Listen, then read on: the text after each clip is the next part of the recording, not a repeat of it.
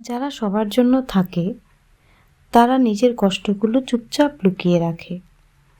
সবাই ভাবে তুমি খুব স্ট্রং, তাই কেউ জিজ্ঞেস করে না তুমি ঠিক আছো তো। তুমি সবার কথা শোনো, কিন্তু তোমার কথা শোনার কেউ থাকে না। তুমি সবাইকে বোঝো, কিন্তু কেউ তোমাকে বোঝার চেষ্টা করে না। এটা দুর্বলতা না, এটা বেশি ভালো হয়ে যাওয়ার ফল।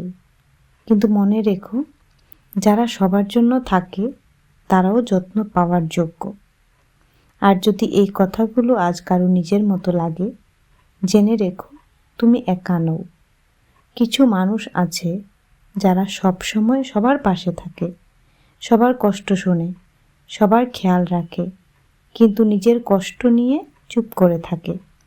এই ভয়েসটা তাদের জন্য, যারা বেশি অনুভব করে, বেশি বোঝে, আর তাই নিজের অনুভূতিগুলো আড়াল করে রাখে।